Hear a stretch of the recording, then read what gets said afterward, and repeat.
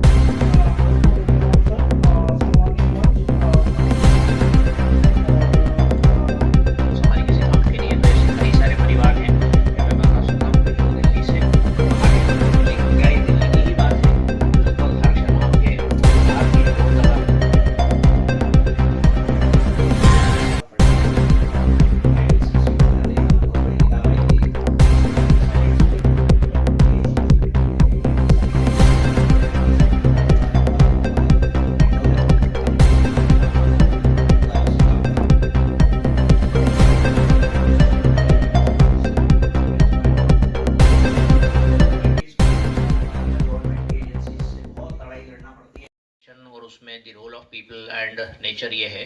तो बहुत वर्षों से हम ये देखते आ रहे हैं कि हमारे पूर्वज जो थे वो नदियों के प्रति, पेड़ों के प्रति कर रहे हैं, तो इसलिए हम कुछ इंटरवेंशन करना चाहते हैं। But here is the presentation, if you can see this thing. Light को चालू रखें कि क्या कर सकते हैं, या दिख रहा है यहाँ पर। सो टीएनबी का मतलब इंडिविजुअली हूँ। ये विदिशा जिले का एक गांव है, ग्राम पंचायत कोलाहर करके, तहसील गंज बासोदा पंचायत से जी। आप था सरपंच रह मैं चुके हैं पंचायत- उस गांव सरपंच रह चुके हैं जी था। ताली बजाओगी। सरपंच मतलब एक जमीनी आदमी होता है जो बिल्कुल ही इधर से कौन कौन जाता है, किसने जाके यहाँ प्रैक्टिकल नहीं है, ये कागज में नहीं, प्रैक्टिकल किसने देखा है, कागज को छोड़ के प्रैक्टिकल। कितने जने हाथ खड़ा करो, 1 2 3 4 5 6 7 8 9 10, कितने 50 बैठे हैं यहाँ पर, 50-60 बैठे हैं, जिसमें से 10 जनों ने प्रैक्टिकल वेटलैंड के बारे में। अच्छा, थ्योरिकल पूरा नॉलेज होना और प्रैक्टिकल होना क्या अंतर है? एक किताबी ज्ञान और एक प्रैक्टिकल। अपन एक, मैं पहले भी बोला था और आज भी बोल रहा हूँ, एक ज्ञानी जी ज्ञान बांट रहे थे। मैंने पहले ही बोला था, शायद किसी को याद हो, कि शराब पीना बहुत गलत बात है, उससे सामाजिक, मानसिक, आर्थिक सब नुकसान होता है। सबने ताली बजाई कि वास्तव में ज्ञानी जी सही बोल रहे हैं। शाम को कुटिया में गए, ढक्कन खोला और काम चालू।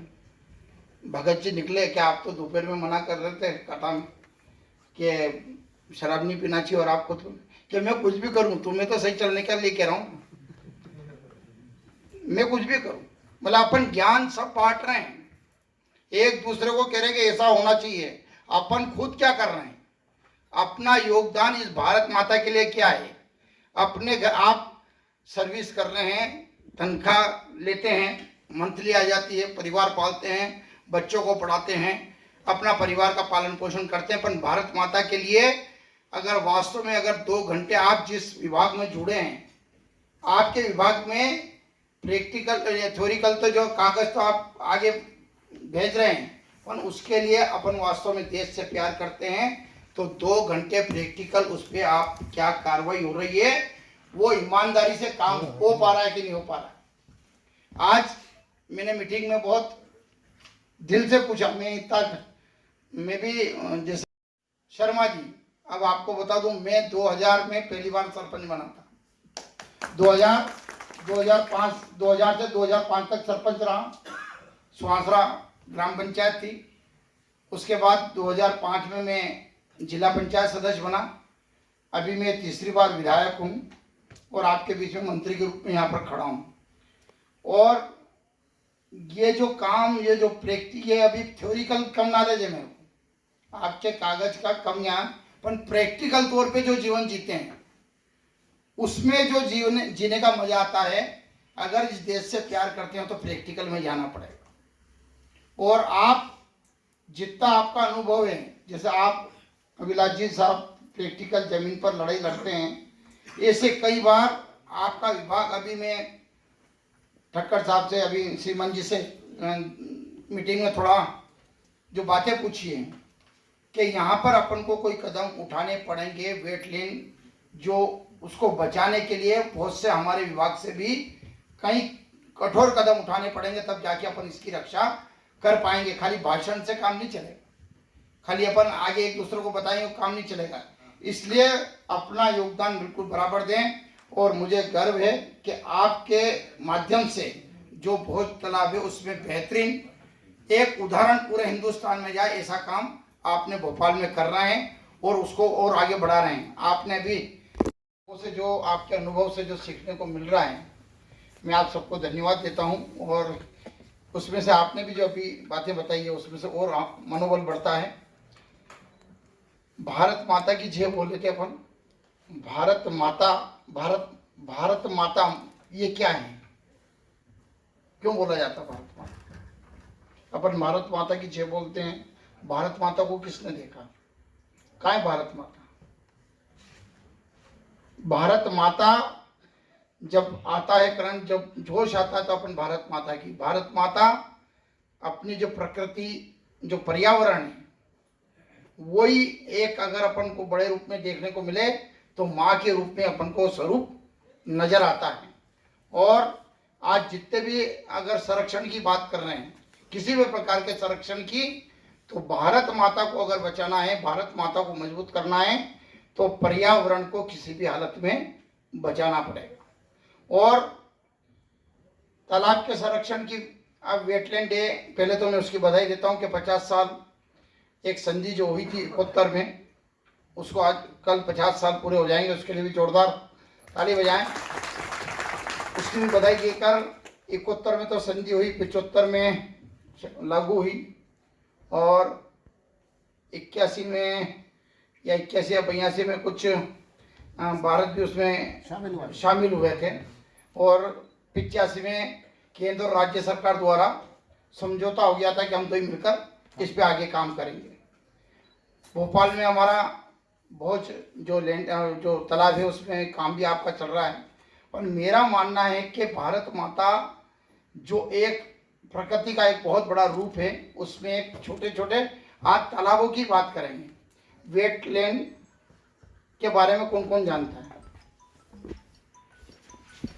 माध्यम से कहना है कि शहरों में तो अपन कर रहे हैं, आज रतलाम की बात करेंगे तो करेंगे, इंदौर में 2 तालाब, आपके शिवपुरी में, आपके भोपाल में, ग्रामीण क्षेत्र में जैसे आपने गिनती बताई 15,152 तालाब जो हैं, उनके लिए अपन को कोई योजना, यहाँ से आप जितने भी अधिकारी बैठे हैं, कर्मचारी बैठे हैं, अपना अगर योगदान देते हैं और देना चाहते हैं, तो आप अपने अधिकारी को भी ये बोल सकते हैं कि अपन ने क्या आगे कार्रवाई करी है। 15,152 तालाब की अगर तालाब की बात कर रहे हैं तो क्या अपन केंद्र सरकार को जो भेज रहे हैं कि भाई आप इनको स्वीकृत करके भेजें। मैं व्यक्तिगत तौर पे मानता हूं, सरपंच साहब जानते होंगे कि मनरेगा राशि से करोड़ों रुपए आते हैं जिस पे पानी पे खर्च कर सकते हैं। आप अपने विभाग से उनको आदेश दें, मैं कह रहा हूं एक मंत्री के रूप में शुक्ला जी का आदेश दें कि आप तालाबों को बचाने के लिए, वेटलैंड की भूमि को बचाने के लिए तत्काल योजना बनाकर भेजें, जिससे आप आपके इंजीनियर जाएं और वहां पर कलेक्टर के माध्यम से, मैं भी अपना लेटर जारी करूंगा कलेक्टर के माध्यम से या जिला पंचायत सीओ के माध्यम से, उस पर कार्रवाई कर सकें। और अभी इतनी बड़ी बात बोल दी कि हमारे पौधे जो ऑक्सीजन देते हैं वो फेफड़े कहलाते हैं और ये वेटलैंड की भूमि किडनी कहलाती है। किडनी के रूप में हम अगर उसका उपयोग नाम ले रहे हैं तो हमारी जवाबदारी कितनी बनती होगी, क्योंकि यहाँ पर अगर बरसात अगर होती है तो कहीं ना कहीं तालाब का भी बहुत बड़ा योगदान उसमें रहता है।